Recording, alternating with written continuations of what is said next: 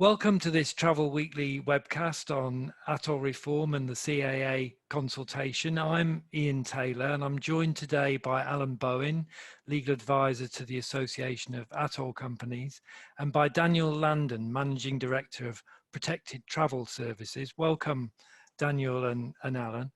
I should point out at the beginning that Alan Bowen is speaking today in a personal capacity, not representing the views of the AAC. Alan, if I can come to you first, broad strokes, what do you make of the CAA consultation proposals and the timing of it?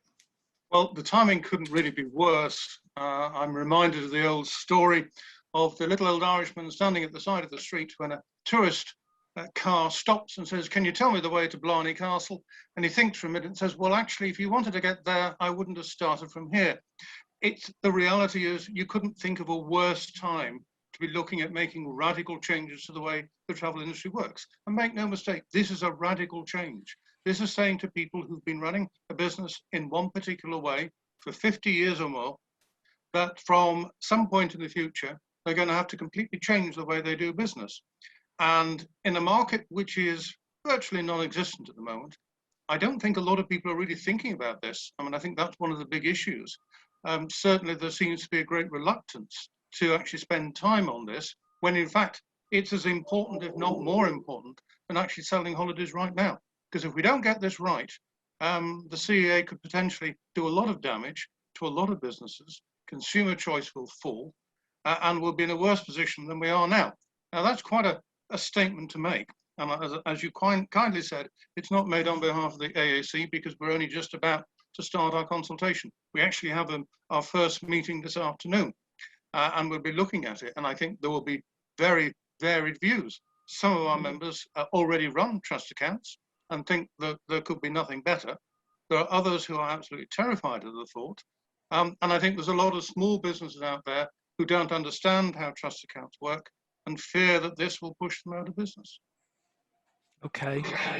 Daniel, how do you see it? Right. Slightly more chirpy than that. I think it's inevitable that the industry is going to move towards a separation of client funds. And I think the CAA are taking this opportunity, post Thomas Cook, to look at the entire industry and look at the risk against the APC payments that people are making. It seems to be inherently unfair that good travel businesses are perpetually paying out to fund the failures of poorly run travel businesses. And I think that's being looked at now in a really serious way. And a separation of client funds from working capital seems to make a lot of long-term sense for our industry. It gives stability to travel businesses as far as card acquiring is concerned, as far as licensing is concerned, consumer confidence. It ticks an awful lot of boxes. I think Thomas Cook and COVID-19 has highlighted the need to separate working capital from consumer funds. And we've seen that with the continual pushback on RCNs, from refunds from travel businesses that literally don't have the money today, and the only way for them to survive is to give an RCN. And the problem we have is when those RCNs are called in, how are they going to pay them? And I think the CAA are looking at this in potentially the right way long term. I think when we look at small travel businesses that Alan mentioned that are petrified of this, I don't think they need to be. There are a lot of options out there. I think you can take a very pragmatic, sensible view from moving from bonding or insurance to trust, and actually give shareholders and directors of the businesses a lot more peaceful night's sleep in front of them, but by having this mitigation in place. So I think the timing is here. It's going to happen. I think we are going to see a separation of client funds. I think we need to start working together in the best way possible to move the industry in this direction. And it's here. We need to do it. And there are lots of options out there, not just PPS. You can find the right model for you to allow you to trade going forward. Get lower card payment charges, potentially get a lower ABC cost, a lower cost compared to bonding or insurance for trust, and allow the business to work on actual profit and margin rather than consumer funds. Okay, It but can be expensive. Daniel, you would agree, I'm sure, that these are significant changes that are proposed. And to come back to the timing, you said to me before we started this that no one is talking about this. I mean, that in itself is an issue, surely.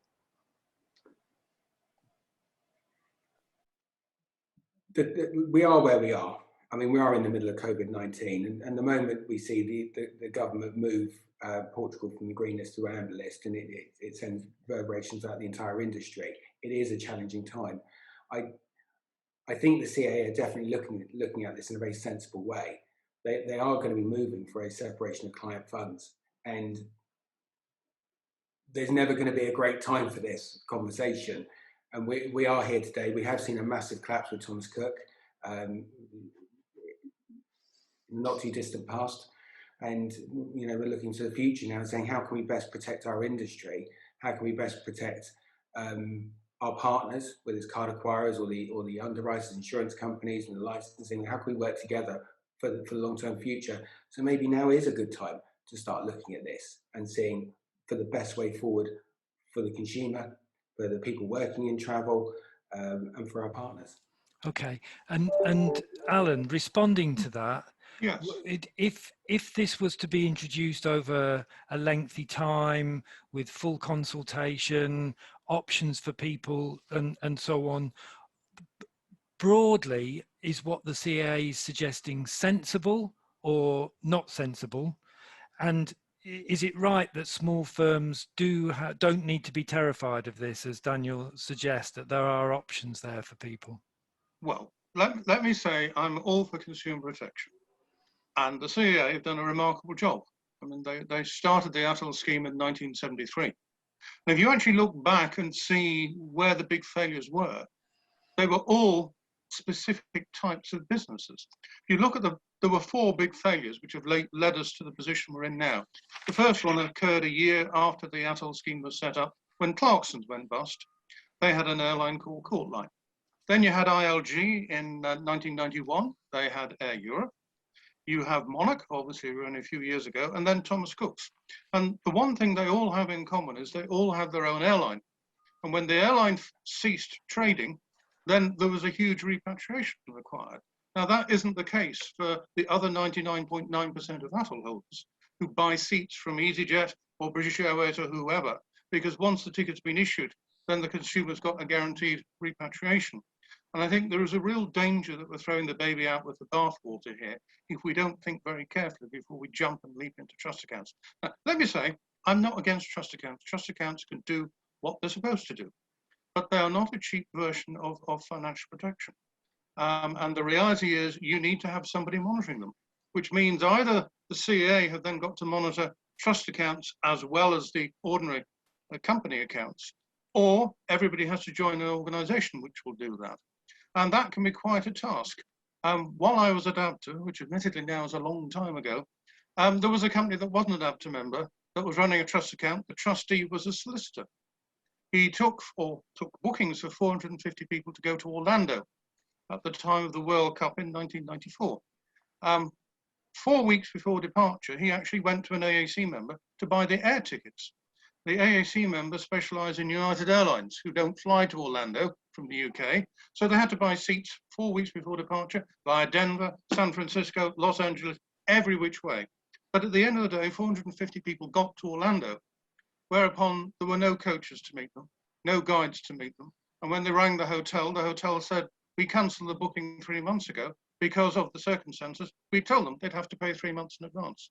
So the 450 people, I have to say, being Irish myself, they were mainly Irish football supporters, and they were well oiled because the days of free drinks were still in existence then. And I actually got a call at midnight from the Irish consul official in Orlando saying, what are you going to do to help me? And I said, well, they're not an ABTA member, so the answer is I can't do anything. But I do know who the trustee is, and I'll give him a call on Monday. He said, well, give him a call now. And I said, well, I have no idea where he is. I said, I've got an office number, but that's all. Anyway, I rang the solicitor on Monday and I said, I believe you are a trustee of this company. He said, yes. Is there a problem? So I said, well, yes, you need to get on the phone and start paying for 450 people's hotel bills. And he said, there's £7,600 in the account. I told the owner he probably ought to put some more money in at some point. Now, that's the reality. There was no control whatsoever. And yet consumers saw a name of a solicitor who was a real solicitor. So you have to have proper monitoring, because if the money doesn't go in, it isn't there when you need to take it out. Okay, It's one of the issues, I think. that's clearly a consideration, but let's assume that the part of the setup of this new framework would include adequate monitoring of the trust arrangements and so on. Daniel, to pick up on the point Alan made about the biggest failures, the CA consultation document makes the same point essentially. It notes that the number of failures between 2014 and 2019 were an average of 13 a year, with two big Atol failures, Monarch and Thomas Cook. All the failures, bar Monarch and Thomas Cook, affected 72,000 consumers over those 5-6 years. If you include the two big Atol-holder failures, it was just under 1 million. So it's clear where the problem is. So you started by saying businesses that are well run are having to pay for businesses that are more risky. It's clear where the risk lies, isn't it? Isn't this proposed framework forcing smaller businesses to pay for the risk posed by the big integrated companies? Well, I'm going to start off with, first of all, with the point Alan's making there. There are trust accounts and there are trust accounts, and I agree with Alan on this one. And I think for us here at PTS, we firmly believe that funds paid into trust for Alan's booking to Portugal, and he pays £1,000 in, that £1,000 can only be used for his booking. And you need to have safeguards in place for administering both the incoming payments and the debits. And they need to be reconciled daily down to not just company basis, but also down to individual booking basis. And that's a key part here. I think we've got to be very careful that we don't treat trust accounts and poorly run trust accounts as the solution. What we're saying here at PTS is you can have a trust account, but you need to run it properly. You need to have a daily reconciliation. You need to have independent trustees, and we use Elmer Wall, who aren't just a solicitor or a firm of accountants. They are specialists in this particular field, and they know and monitor us quite carefully on what we do, as they should do. And I think that's the key thing here. We're moving away from, talking about an example from 1994, it was 27 years ago. Technology has come on a long way in that time, and the sophistication of how trust accounts can and are being run has moved on greatly in that time as well. So I think that's a really important point to be made. The second one, I think you're right, Ian. There is a high. The biggest risk to ATT is tour operators that actually run their own airlines as well. We all accept that. What we're saying here at PTS, and one of the things we agree with the consultation, is that you need to have a separation of client funds within the industry. So all client funds need to be separated, and you're only using profit to run your business. You're not using client funds from day one to have a fast expansion and exacerbate the problem as time goes on, as you use more client funds to pay for further expansion, and then you get to a point in the future where you are a big company and the money's run out and the business model, it doesn't work and it doesn't stack up and it fails. So I think for us, trust accounts as a starting point is certainly the way forward, and makes an awful lot more sense than where we are today. Okay, and just quickly to both of you, the consultation is highly specific. It excludes wider reform because it just addresses what the CAA has it within its own gift to change, basically. Is that satisfactory, Alan? No, it isn't. Of course it's not. I mean, the big problem that we've seen in the last 15 months was trying to extract funds back from suppliers. Now, some suppliers, hoteliers, simply refuse to refund. And there's very little you can do short of taking legal action against them. But the big problem for most people, most agents, were the airlines. You know, airlines simply said, we haven't got the money. And it's a long time now since Monarch failed. And the government spent a lot of money getting research done and had a report done on the way forward to ensure that airlines could give refunds. The law says they should give refunds within 7 days, but the law has been ignored. And there's been no enforcement against airlines at all. The CAA have no power. They issued a list of good and bad airlines, but you know it's taken 14 months before Air Transat, a Canadian airline, has actually begun to issue refunds, and it's done so on the basis it was being paid by the Canadian government effectively to keep flying to do so. Much bigger airlines like Virgin said they couldn't start paying until September last year. Now, at the same time, we're under the obligation under the package travel regulations to give payments back in 14 days. So, you know, there has to be a quid pro quo here. If you want us to do so much, then you're going to have to ask the airlines to do a little, and they're not. And that's grossly unfair. I do think with that, one of the problems we had was as an industry, we turned around and started using RCNs a lot. And again, it opened up Pandora's box for the airlines to say, we're not refunding either. I think as an industry, we had a separation of client funds. We said, okay, there's your money back, except for the airline payments where they're not refunding us. I think we'd all had a lot more of a stronger voice to go to the airlines and say, give us back our money. I think the government would have listened. But as an industry, there was a huge amount of companies that had already spent the money elsewhere, that had no other option but to do RCNs. And it wasn't just the airlines. And that was the problem we had. And I think going forward, there needs to be a separation of client funds. It's like anything in life. If you go and buy something, you want your money to go for the reasons which you're paying it over. Within travel, you can pay over £10,000 for a holiday that you go for in 6 months' time, and that £10,000 could be used for anything, not for the purpose to which you paid the money over. And that's the problem. And I think that's where the CA are looking at this, going, actually, we think as an industry, we need to start looking and going, there needs to be a separation here. You can't use John's booking that he's paid to go to Portugal in June for something other than that and hope that somebody else pays before he travels so John can go on his holiday. And that's the biggest problem we've got. And that's what they're trying to stop. Okay, I want to explore that a little. So if we look at the rationale for the proposals, the CAA identifies two principal problems, doesn't it? That many businesses are reliant on customer money as a source of working capital, and they're not strongly capitalized enough. And the Atol protection contribution doesn't reflect the risk an individual Atol holder or the value of the booking represents. Let's come to that second one in a minute. On the use of customer money, it's the CAA consultation says issues arise when customer money is used to fund other business expenditure rather than the specific booking. Well, to me, that implies that its use on the specific booking, for example, paying a supplier in advance, could be acceptable. So, Alan, what does the CAA mean by that? Because the rest of the consultation implies that the use of the customer money for anything, including paying an airline up front, is not acceptable. Well, the CAA seem to have two proposals, either what they would see as the gold standard of a trust account, which is the money goes into the trust account and it stays there until the customer has come home.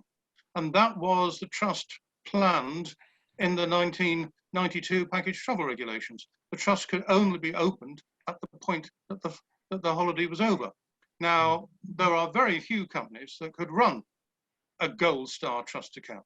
There are some already. Travel councils have been doing so for a number of years. Trailfinders have done so more recently. But it's very difficult to find a business that's so well capitalized or has so much power that it can persuade all its suppliers to take payment after travel. And I defy you to find any airline who will allow you to issue a ticket without paying for it. That is a very, very difficult situation to find yourself in. Now, the alternative is the silver or bronze standard, which the CA say they are looking at, but they would allow a specific amount, and they mentioned 20%, to actually be used for that specific booking. Now, in theory, that would pay towards a flight, which you would have to pay for. But there are lots of small businesses for whom the flight costs a lot more than 20%. I was talking to one of my clients who operates the very smallest of Greek islands. So it's a flight to a larger island and a ferry. And his transport costs average 38% of the sale price. So if the CEA were to put the limit at 20%, he would have to fund the rest himself. And it is quite literally a one-man business. He has a small business at Atol, normally hopes to take 450 to 500 people away. Last year, he had 120 bookings. He just said, you know, if they move me into this situation, I'm not sure that I can continue to trade, because only using 20%, I would have to pump so much money into what is now a very, very small business. I'm not sure I would even bother doing it. Okay, Daniel? Okay, I think what my interpretation of the CAA's position here is that they don't want you to use consumer funds to pay your rent or staff wages or your VAT bill. They are comfortable with you using the consumer funds to pay for that particular person's travel. So if again £1,000 is paid over and you need to pay over £200 to an airline, they're okay with that as long as that £1,000 is separated and only used for that particular client. Their problem is that the £1,000 is paid into the business, and that £1,000 is used for marketing or for rent or for wages, etc., etc. And then if they don't get a future booking, the initial customer can't travel. That's the problem. When we look at the example that Alan gave us there with that particular company, look, trust accounts are great for people like that. If they can put the money in trust and they can pay their suppliers from trust, then they've got options to have lower costs within the business, have more stability within the business. The biggest problem they've got at the moment is they can't get insurance, they can't get card acquiring, and they're fighting a battle against changing legislation, etc. So I think there's certainly a lot of weight for companies to be able to use the separation of client funds for a more stable business. I think one thing I think is an important point that Alan's making is that larger companies that do have airlines and are tour operators and have huge turnover, their buying power and the ability to be able to go to the suppliers and pay post-event is far stronger than that small guy who's just doing one particular island and a limited number of passengers. So we do understand that point. I do think within the consultation, then there needs to be a look at SMEs having the ability to use consumer funds to pay for suppliers in advance of travel. I think that needs to be there, and it needs to be backed up with insurance. But there needs to be a separation, and there needs to be an audit trail on a daily basis to allow those companies to do that at a rate which is less than they're presently paying for their bonding or insurance. We're just talking about stopping businesses from getting customer money and spending it on other things other than which the consumers have paid the company for. Okay, the CEA proposes total segregation, as Alan has said, or partial segregation, where some money could go out in advance, as you say, but it says payments would be limited and suggests up to 20% of the value of a holiday. Well, on a lot of short-haul holidays, that wouldn't be enough to cover or long-haul holidays rather, that wouldn't be enough to cover the flight, would it? Yeah, if you're paying £700 for 2 people to go to Spain in November, then 20% wouldn't be enough to pay for the flights. If you're talking about a £10,000 booking, then 20% would probably be enough to pay for the flights. So I think there's so many permutations within this. Right. I think to have a set percentage is, I don't know how you would monitor that, to be honest with you, as a set percentage. I think it needs to be on an individual booking basis and drawn down as and when that travel business needs to pay those suppliers in a way that separates the funds from the working capital, but allows the business to trade and grow successfully and earn a living, which is why they're there. So a flat 20%, I think, would have its challenges if it was implemented. Okay. Alan, a couple of questions to you. Isn't it true that a lot of businesses segregate customer funds now because that's a condition of the bond provider, that the customer funds are held in a separate account? Yeah, so a lot of people separate the money, and I certainly don't agree with using the money for marketing or paying VAT. But I think you have to look back and say the industry survived 50 years without trust accounts. And we've actually had relatively few failures, and the CA Atol scheme has worked very well. I accept that we're in a very difficult position now, but we're in a difficult position because of specifics relating to Thomas Cook's and how they operated their business. And I think there is a danger, as I said earlier, of throwing the baby out with the bathwater. I mean, Daniel appears to say that he wants the ability to dip into the trust fund to pay for all the services that have to be bought. And it seems to me the CA are not planning that at all. They're saying either you can't have any of it at all, or you can have a limit. But the vast majority has to stay there. Now, to some extent, the CEA are already looking at that, because for large Atol holders, they're saying to them, we expect to see, in relation to the customer funds that you've collected, that you are sitting on around 70% of them. So they're expecting tour operators in particular to ensure that funds are there, that they're not being spent on marketing and VAT and corporation tax or whatever it happens to be.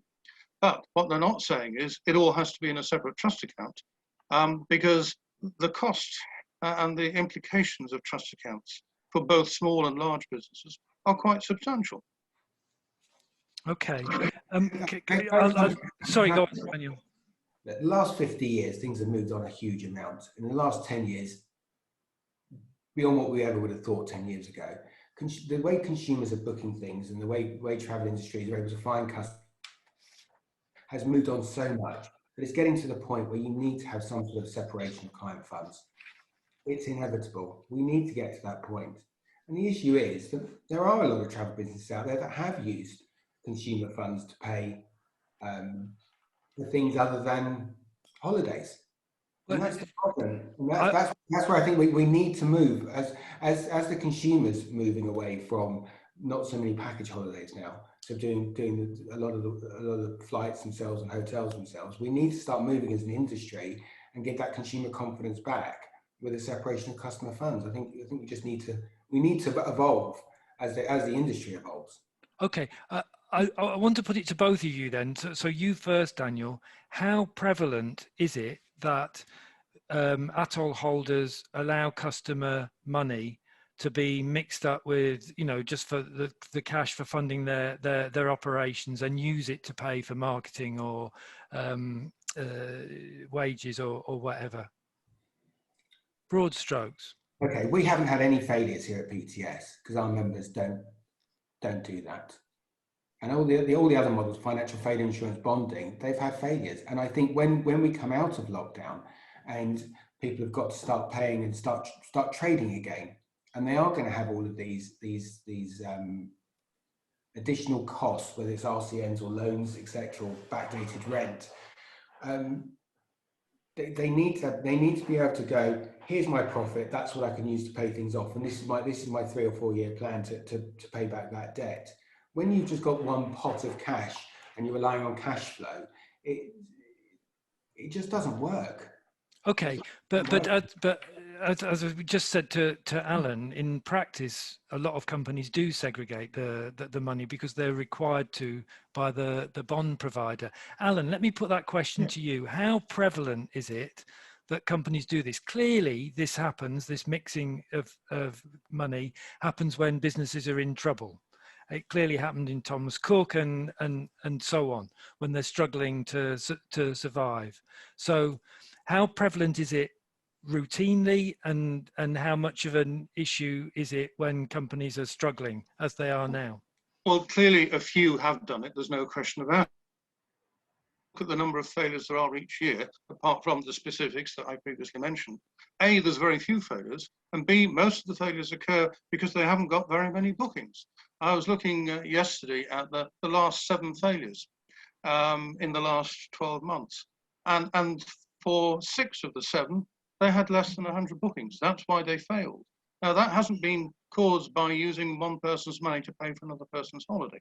Now, undoubtedly, there are those who do it wrong. We accept that occasionally you're going to find a fraudster. And we know that the travel industry in the past has perhaps been a little too easy for fraudsters. But that's not the case now. The CEA have a very sophisticated monitoring system, and they ought to be able to wheel that out. Maybe very large companies have sufficient auditors and accountants online to be able to cover up what's going on. But I think for the vast majority of people, they would be foolish to be spending money which they've collected from clients on things other than clients. It may not be the same client, I accept that. We know that in the past they've robbed Peter to pay Paul, but it hasn't resulted in failures. It's resulted in low-cost, high-quality holidays which have been sold for the last 50 years. Okay, but I'll come to you in a second, Daniel. Failures, isn't it? We've seen it in Thomas Cook. It has related to failures. Okay, Daniel, let me come to you in a second. Alan, when Mark Tanzer appeared before the Treasury Select Committee on Monday, he said a lot of good things, but he said travel firms are typically not well capitalized.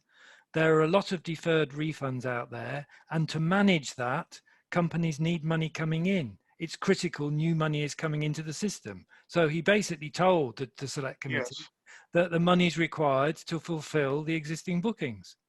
Yes, that perhaps wasn't the best. Honest. I mean, refund credit notes have been a help to some people, but of course, the consumer at any time can insist the refund credit note is changed into cash. You don't have to wait till the date on it. And it was always made clear that anybody could request a refund, and clearly the vast majority of people did. I saw a figure at the beginning of the week of about 780 million pounds worth of refund credit notes outstanding. I think billions of pounds were refunded by many operators. Many operators didn't want the hassle of refund credit notes because you've got to report every single one of them to the CAA, and they put that down as a liability in your accounts. So they're going to take action against you. It's not effectively free money.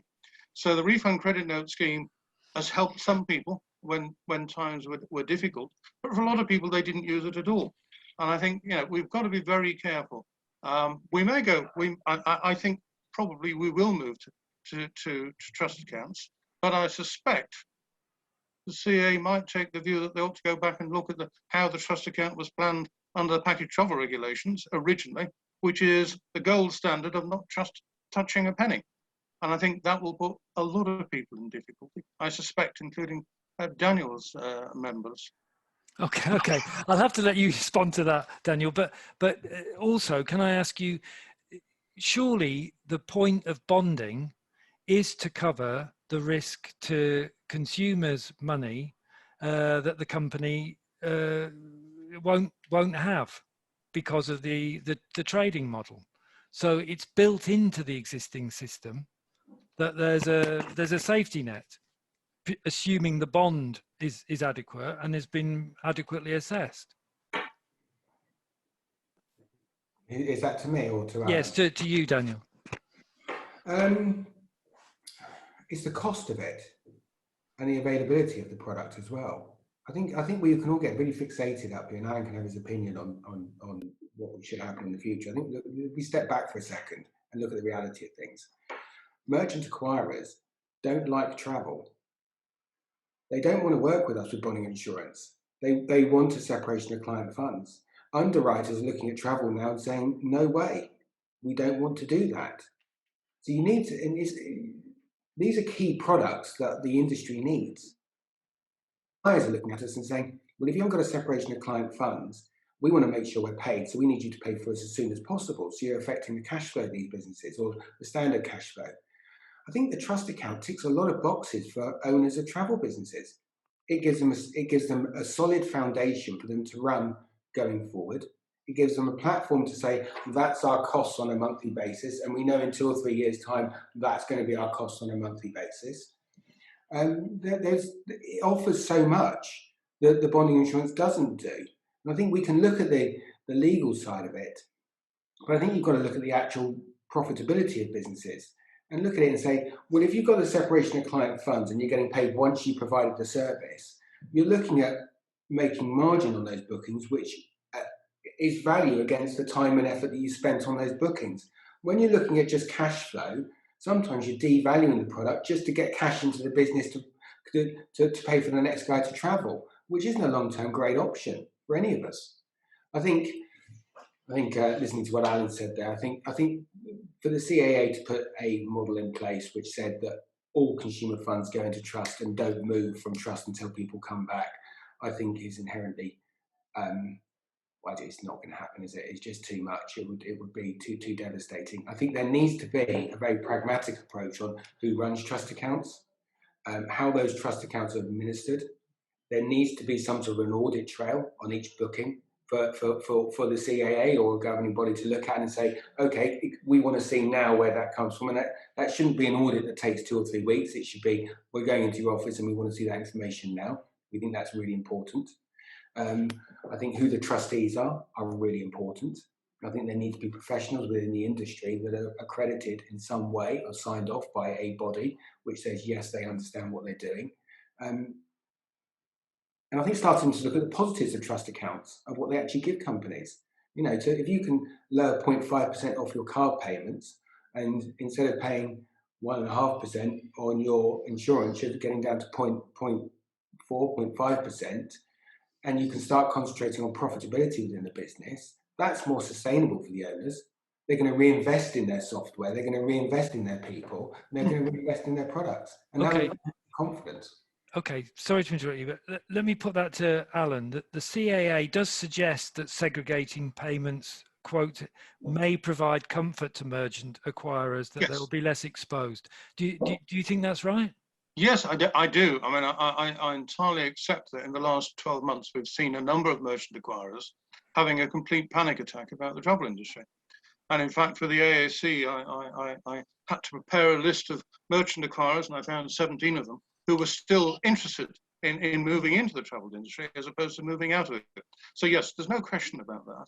I think the interesting thing about the CAA document is it says that if we are going to consider allowing any of the funds leave to go and make payment to suppliers, that amount of money is going to have to be bonded. So you can't just take it out and leave it. It will have to be still protected. So there's an additional cost, because at the moment, the vast majority of Atol holders don't provide any bonding at all. They bond for the first 4 years, and then after that, they're just paying the £2.50 APC fee plus the CAA costs each year. And that is a very simple scheme. Now, I accept, and we haven't got to it yet, APC is going to have to change because there's no money in the pocket. The 400 million insurance policy, which backed the Air Travel Trust, is gone. So there has to be a change. And one of the issues, which we'll certainly be discussing this afternoon, is whether we should see APC based on the cost. So 0.5%, 1% of the total sale price, which would make sense, because it doesn't really make a lot of sense to pay £2.50 for a £500 holiday to Benidorm and £2.50 for a £15,000 fly cruise departing in 2023, which somebody else is selling at the same time. Particularly now, we are seeing huge advance bookings because people aren't prepared to book 2021, so they're booking for 2022 and 2023. And you know, £2.50 isn't going to be sufficient. So I think we're going to have to look at that on a fairly rapid basis, to be honest. So sorry, Daniel. Again, I think trust accounts do sort of help with that problem. You've got to say, you know, trust account doesn't differentiate between a £500 payment or a £10,000 payment. The money goes into trust. So there are advantages, again, with a trust account to say, well, actually, it doesn't matter whether it's a £10,000 payment, because we treat all the payments in exactly the same way and have the same protection and the same mitigations in place, which does give us as an industry a lower cost of APC outside of trust. Okay, so to both of you, are you essentially in favour of a variable APC rate? I mean, you've just said, Daniel, essentially, if you're in a trust, you don't need a variable rate by value of a holiday, but the CAA is pretty clear. It wants a variable rate to incentivize people to segregate funds, and it likes the idea of a value-based APC, or having an element of it value-based. I took from the consultations, it likes the hybrid model of both value and the risk. I think it goes down to what Alan was saying earlier. There are trust accounts and trust accounts, and I think a correctly run trust account where you're separating client funds by company and then down to individual consumers. I think that holds a huge amount of protection, where the variables will become less significant on the protection of the trust that the trust account provides. Okay. So you need to audit the trust. Okay, sorry, Alan. Yeah, I mean, I would certainly go for a hybrid APC fee based on the sale price and also the risk factor. If there's a company that is clearly more at risk because it's poorly capitalized, and the CA already have 7 tests, which every Atol holder financially has to meet every year in order to get a renewal of its license. If you're on the edge or below the expectation, then yes, I have no problem in saying, by the way, you're going to have to increase your APC payments to reflect the fact that we are taking on a greater risk. Okay, so you're broadly happy with that element. We're coming to the end of our time. There's still a lot more I could ask you. I wanted to ask you one thing before I move to a final question, which is that the consultation document says businesses that clearly separate customer monies have often been more financially resistant, doesn't say always, often, and better able to pay refunds for cancelled holidays. Is that true? Has that been true during the pandemic, Alan? Some have, yes, without doubt. But certainly I have seen a number who had the same problem, whether they were paying APC or using a trust account, in that they couldn't get the funds back that had already left the trust account. And that's the big issue. When the money is gone, you're dependent on it coming back. And insurers won't pay out if the airline says we're going to pay you in 6 months' time, because they say there isn't a loss, it's just a delay.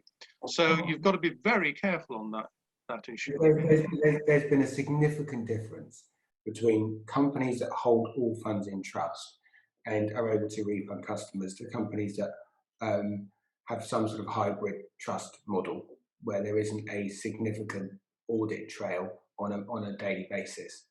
And I think that for us personally, we've shied away from the RCNs. We haven't advised our members to do it. We have been quite successful in getting the funds back from the suppliers, especially on the early stage of COVID. We haven't had any members fail. We don't have a high amount of RCNs in place. And we think it's a much more stable model for our business, for our partners or members that operate with us are in a much better position than most in travel. Okay, Daniel, specifically then, with your model, with the daily audit trail and so on, and the reconciliation, where your members pay for flight up front, and then the customer doesn't go, have you always been able to get the flight element back so that the full amount can be refunded, or has the customer had to wait, or has the customer had to be refunded from revenue sourced elsewhere? The vast majority have been refunded and got back from the airlines. The vast majority. We've got a very small percentage, I think we're talking about 1.5%, have yet to be refunded to us from airlines. What we tended to do was use it as a block and go to the airlines and get the funds back. We've seen the fact that we have the information on which payments have left the trust for suppliers in advance of travel with airlines, and we can see that within the entire group, allows us to deal with it as a group rather than as an individual company, and that was far more successful than the individual company level. Okay, and is that because the system is fairly straightforward for the airline as well as for you and your customers, your clients? Yeah, but I think it goes to show that it's the trust model. The refunds the money goes back into the trust account, and you offer the customer, do you want an alternative or do you want the money back? And I think once you start getting to the point where you're talking to customers and saying you've got the option of a refund, they're far more comfortable to book again for the future. When you're saying to them you're just getting an RCN, that's when we think the problems arise. Okay, and where as we saw it with Spain, and we'll see it again with amber destinations now, where a customer doesn't want to travel against government advice, but the Foreign Office advice is that they could go, and so the airline operates and says the flight wasn't cancelled, you're not having a refund. What's happening in instances like that with your members? I mean, each incident has things, and it is quite fluid at the moment. We take them on an individual basis and tackle them on an individual basis. So we take each challenge as it comes and deal with it with the safety net that we know that there is a trust account there and all customer funds are being administered correctly. Yes, I understand that, but in a specific example like that, what would happen? Would the customer have to wait? Would the customer just not get that money, or would the money come from somewhere else other than the airline? We take each case as it comes. It's such a broad question they're in. We take each case individually and each member individually, and they speak to the customers on an individual basis, and we tackle it as it happens. So there is no magic wand here. We know that our members do struggle getting some money back from airlines. It happens. It's there, but we take each account and try and do our best for the consumer to make sure they're not financially out of pocket, and they're in a strong position going forward. Okay, but I'm sorry to hone in on it, but Yeah. it isn't 100% guarantee then, is it? Okay, look, we need to. But whilst we're paying money out to airlines in advance of travel, you always have that risk of the airlines taking the view that they're not going to refund. I think if as an industry we had one voice and we actually refunded customers, we'd be in a much stronger position to go to the airlines and get the money back. Okay. Maybe you wanted to say something on that, Alan, and then I'll put I mean, if you look at some of the airlines that everybody was using last year, Ryanair, let's not beat around the bush. They simply said the flight's gone, we're not refunding, full stop, love and kisses. Now, either those customers have to face the fact they're only going to get the cost of the accommodation and transfers back, or the individual has to then pay the cost of the flight back themselves. And I just wonder which Daniel views is the right way forward. I think all the models have suffered from the same problem, whether it's bonding or insurance. This isn't a trust account problem. This is a problem within the airline industry and the travel industry and how we pay airlines. This is all types of models have the same problem. This isn't just a trust account issue. No, but then what you're saying is, if the money went into the trust account and then went out to Ryanair, and they wouldn't refund it, would the travel agent give them the customer the money back? If the airline has gone out and you can refund 80% of the consumer of the original booking back to the consumer, and then you've got to go to Ryanair to get that money back, and it may take a prolonged amount of time. I think I saw the CMO already talking to them now about this. Then that may be the case, but historically, it's not been a massive problem for us. Yeah, I'm not saying it hasn't happened. It has happened, obviously, but it's not. It's the same issue. This isn't a problem within the consultation for the separation of client funds. This is a problem that the entire industry has, no matter what model you have. Ryanair aren't giving the money back, and I think one of the planes took off, did a loop, and landed again. So, it's just a problem the industry has. Yeah, yes, of course. COVID has posed problems that the financial protection was never envisaged to address, hasn't it? So finally, to both of you, where do you think we'll end up, and to what sort of timescale? Alan? I suspect we'll end up with trust accounts, but I think it's going to take a long time. I know ABTA has suggested already they would probably be looking for something like 5 years to implement it. So it may be a slow, gradual movement. But I think the other thing I want to emphasize is, although this is Atol consultation, it affects every single travel agent in the UK, because travel agents who don't have Atols also get caught by the consultation. It's proposing that any money collected on behalf of an Atol holder has to go into a segregated account, which I guess will probably have to be audited, or passed on to the Atol holder the day it's received. Now, that, of course, comes directly from the failure of Thomas Cook's, where we discovered their retail side had been collecting payments a year in advance, not passing any of it on, and effectively that was keeping the business going when they were using money which wasn't theirs. It was either the customers or the Atol holders, and the Atol holders ended up having to either give away a holiday for nothing, or worse, because COVID arrived, they were having to give refunds of money they'd never had in the first place. So for every single travel agent in the country, this is a really major issue, because that's their cash flow completely gone. Yeah, most agents now collect 14 weeks before departure. If the tour operator wants it, 10 weeks before departure. I know there isn't much interest, but that has been the basis of how they've run their business for years. So it's really important that every agent who happens to be watching this doesn't dismiss this as something that doesn't affect them. It really does. That's a good point. I'll come to you in a second, Daniel. But just on the point you raised about Thomas Cook and its use of it, its retail arm in retaining the funds. If it was doing that for a year ahead of its failure, surely that calls into question the failure of the CAA to regulate? I mean, if that was happening, surely the CAA shouldn't have renewed the Atol. Well, the Atol, of course, was for the tour operating side, not for the retail side. The retail was bonded by ABTA.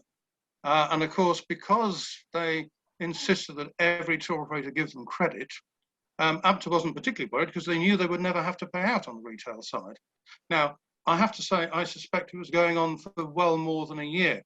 And I'm hopeful that the liquidators who are looking at the entire event will consider very carefully the way in which the business was run, because one suspects it may have been insolvent for some considerable time before it actually failed.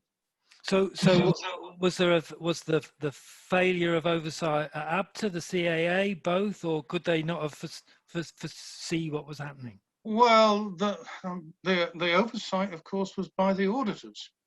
And the auditors perhaps should have been more careful.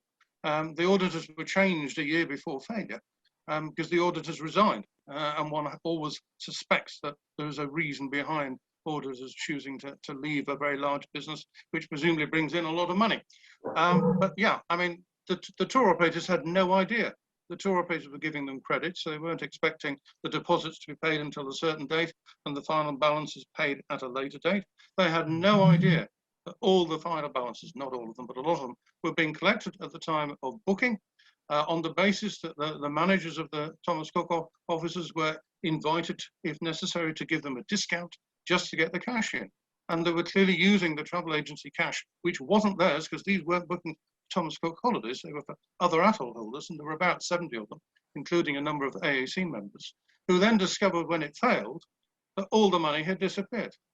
They were expecting at worst to have lost a deposit for a future booking, and they discovered that the customers had the evidence they'd paid, in some cases, tens of thousands of pounds, more than a year in advance.